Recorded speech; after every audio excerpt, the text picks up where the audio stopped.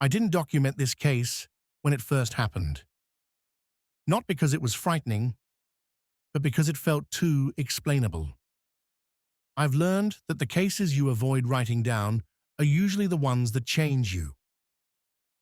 The patient was a middle-aged Indigenous Australian man who presented to our emergency department with sudden cardiovascular collapse. He arrived by ambulance, conscious but visibly exhausted, as though his body had already decided to stop negotiating. His blood pressure was unstable, his heart rhythm irregular, his breathing shallow but controlled. There was no trauma, no intoxication, no infection. When I introduced myself and asked what happened, he looked at me for a long moment before answering. He said it already happened. I asked him to clarify.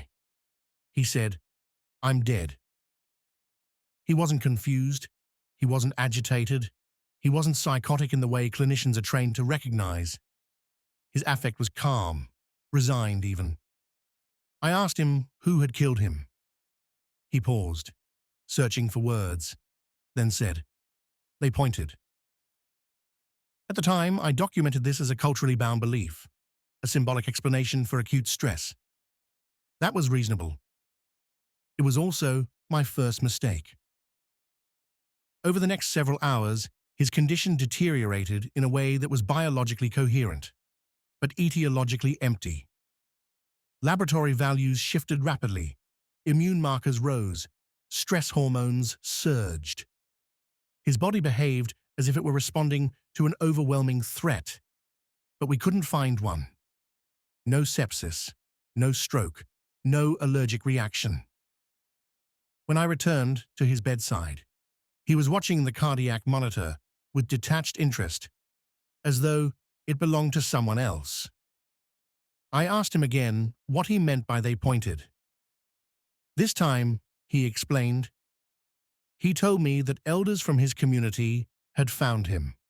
That distance didn't matter, that once the stick was pointed, the body simply followed. He spoke carefully, as if explaining something obvious to a child. He told me it was strange that it had taken this long. I considered whether I was witnessing a severe nocebo response, belief-driven physiological collapse. There are documented cases: voodoo death, psychogenic shock, fatal autonomic dysregulation mediated by the autonomic nervous system. But something didn't sit right. His labs had changed before he appeared distressed. His vitals worsened before fear entered the room. Late that night, the ICU lights dimmed. Alarms sounded intermittently, the soft, rhythmic warnings you learn to ignore, until you can't. He asked me if I believed him. I told him that belief wasn't necessary for treatment. He smiled, not unkindly, and said belief wasn't for me. Then he asked me something I wasn't prepared for. He asked if I could stop them from pointing again. Not for him, for his brother. He explained that the first time, it hadn't worked. The second time, it had taken longer. This was the third. I didn't know how to respond. I told him we were doing everything we could. He thanked me. Then he closed his eyes. He died just before dawn. Silence, no music. The autopsy revealed nothing that explained the speed or severity of his decline. No structural abnormalities, no occult infection, no toxic exposure. The cause of death was listed as multi-system organ failure of unknown origin. I closed the chart. 3 weeks later, a colleague forwarded me an internal memo. 2 Indigenous Australian men had been detained by immigration after entering the United States illegally. They refused to explain their purpose for travel.